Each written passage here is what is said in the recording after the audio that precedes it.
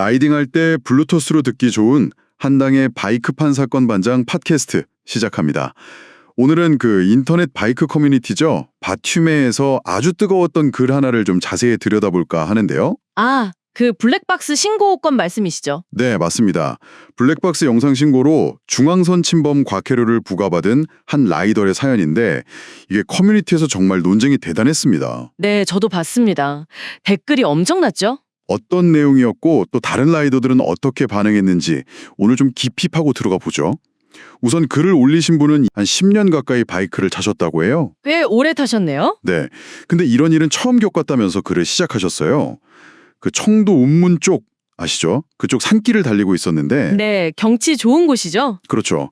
근데 앞에서 차가 너무 느리게 가더래요. 그래서 이제 반대편 차선 확인하고 중앙선을 넘어서 추월을 했다는 거죠. 아, 중앙선이 혹시 어떤 선이었는지 기억나시나요? 그게 중요하죠.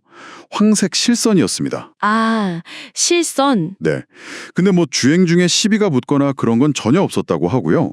근데 며칠 뒤에 누가 이걸 블랙박스로 찍어서 신고를 한 겁니다. 그래서 과태료가 나온 거군요. 네. 과태료 6만 원 고지서가 날아왔다고 합니다. 이 글 쓰신 분도 황색 실선 넘은 거, 이건 명백히 법규 위반이다. 이거 인정을 하셨어요? 그건 뭐 부정할 수 없는 사실이니까요. 그렇죠. 근데 이제 본인 입장은 차도 거의 없는 진짜 한적한 산길이었고 앞차가 너무너무 느려서 약간 융통성 있게 추월한 건데 이걸 신고까지 하니까 좀 당황스럽다 이런 거죠. 충분히 그렇게 느낄 수 있을 것 같아요. 그러면서 약간 농담처럼 혹시 내가 긴 머리 휘날리면서 지나가서 좀 재수없어 보였나? 뭐 이런 푸념도 덧붙이셨더라고요. 하하, 네, 그 부분도 기억나네요. 근데 이게 법적으로 보면 중앙선 침범, 특히 황색 실선 침범은 굉장히 좀 심각하게 다루는 사안이거든요. 아, 그 12대 중과실이라는 거요? 네, 맞습니다. 도로교통법상 12대 중과실에 딱 포함되는 항목이에요. 이게 그냥 과태료로 끝나는 문제가 아닐 수도 있다는 거죠. 어떤 점에서 그렇죠? 그러니까 만약에라도 이 중앙선 침범으로 사고가 나서 사람이 다치거나 사망하게 되면 운전자가 보험에 가입했어도 형사처벌을 받을 수 있는 그런 중대 위반이라는 뜻입니다. 아, 생각보다 훨씬 무거운 거네요. 그렇죠. 추월이 가능한 황색 점선하고는 완전히 다른 개념이요. 황색 실선은 추월 자체가 금지된 구간이고 사고가 나면 거의 100% 과실로 잡힐 수 있는 아주 위험한 행위입니다. 명확히 구분해야 해요. 이 글이 올라오고 나서 댓글이 360개가 넘게 달렸다고 하더라고요. 정말 갑론박이 치열했어요. 네, 의견이 정말 딱 갈렸죠. 한쪽에서는 당연히 법규 위반은 잘못한 게 맞다. 네, 원칙론적인 입장이죠. 황색 실선 넘었으면 그냥 잘못한 거다. 억울할 게 뭐 있냐. 그리고 방금 말씀하신 그 12대 중과실의 심각성을 막 지적하는 분들도 많았고요. 네, 그런 댓글들이 꽤 보였어요. 안전 불감증이다 이런 비판도 있었고요. 그런데 또 반대쪽 의견도 만만치 않았어요. 같은 라이더로서 너무 공감된다. 아, 그런 반응도 많았군요. 네. 솔직히 편도 1차선 외곽 도로에서 엄청 느린 차 만나면 대부분 추월하지 않냐? 이거 댓글 다는 분들 국도에서 트랙터 만나면 진짜 계속 뒤따라 갈 거냐? 이런 현실적인 이야기들이죠. 하긴 그 심정은 이해가 가죠. 답답하긴 하니까요. 심지어 법규 위반을 비판하는 댓글러들 보고 선비 납셨다 이러면서 비꼬는 모습도 보였어요. 그렇죠. 이게 딱 그 지점인 것 같아요. 법규는 지켜야 한다는 명확한 원칙하고 실제 도로 상황에서 느끼는 어떤 현실적인 어려움 혹은 융통성 사이의 갈등이 딱 드러나는 거죠. 맞아요. 특히 좀 한적한 시골길이나 차 별로 없는 도로에서는 의뢰 그렇게들 하던 관행 같은 게 또 있잖아요. 네, 그런 관행과 엄격한 법규, 그리고 이제는 블랙박스라는 어떤 감시의 눈, 이게 충돌하는 현상이죠. 어떤 분 댓글 보니까 북극꿈님이셨나? 우리나라 도로는 외국에 비해서 중앙선 표시가 좀 덜 세분화되어 있다? 이런 지적도 하셨더라고요. 그것도 생각해 볼 만해요.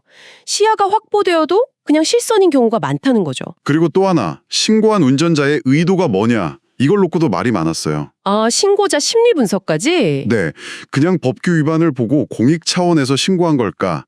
아니면 혹시 오토바이에 대한 반감? 소위 말하는 바혐 때문에 신고한 건 아닐까? 이런 의문들이죠. 충분히 나올 수 있는 이야기입니다. 만약에 오토바이가 아니라 자동차가 똑같이 추월했어도 신고했을까? 이런 댓글도 있었고요. 전문가님 보시기에는 어떤가요? 이런 바혐 정서가 실제 신고에 영향을 준다고 보시나요? 댓글에는 그런 추측이 정말 많았거든요. 솔직히 신고한 분의 진짜 속마음이야 우리가 알 수는 없죠. 하지만 블랙박스가 워낙 널리 보급되면서 이제 누구나 쉽게 신고할 수 있는 시대가 됐잖아요. 그렇죠. 앱으로도 간단하게 하니까. 네, 그러다 보니 이런 종류의 논란은 앞으로도 계속될 수밖에 없을 거예요. 중요한 건 법규 위반이라는 팩트 외에도 추월하는 과정에서의 어떤 태도? 예를 들면 추월하고 나서 손짓 인사를 했다거나 비상등을 잠깐 켜줬다거나 이런 작은 제스처가 신고 여부에 영향을 줄 수도 있다는 의견도 있었어요. 미니 유어스님이나 광주 주얼리님 같은 분들이 그런 말씀하셨죠. 아, 그럼 매너가 중요하다. 네. 그런데 또 반대로 낭만 가득 라이더님 같은 분은 그런 거 다 소용없다. 신고할 사람은 뭘 해도 신고한다. 이런 의견도 주셨고요. 그것도 맞는 말 같기도 하고 어렵네요. 결국 중요한 건 법규 위반은 어쨌든 사실이라는 점, 그리고 동시에 내 행동이 다른 운전자에게 어떻게 비춰질 수 있는지 그 가능성까지 함께 고려하는 태도가 필요하지 않을까, 그런 생각을 해봅니다. 네, 결국 이 글을 올리셨던 분은 댓글 논쟁이 너무 과열되는 것 같다면서 댓글창을 닫으셨다고 해요. 네, 그게 현명한 판단이셨을 수도 있겠네요. 법규는 명확하게 존재하지만 우리가 달리는 도로 위의 현실은 참 복잡하고 다양합니다. 그리고 그 현실을 마주하는 운전자들의 생각도 정말 제각각이고요. 네, 오늘 이야기 들으면서 많은 생각이 드네요. 오늘 이 이야기를 들으신 청취자 여러분은 만약 비슷한 상황에 놓인다면 어떤 선택을 하실 것 같으신가요? 법규와 안전, 그리고 때로는 필요하다고 느껴지는 그 도로 위의 융통성 사이에서 여러분의 기준은 어디에 있는지 한 번쯤 생각해 보시는 것도 좋겠습니다. 한당의 바이크판 사건만장 팟캐스트는 여기까지입니다. 한당 채널 좋아요, 구독 꼭 부탁드리고요. 감사합니다.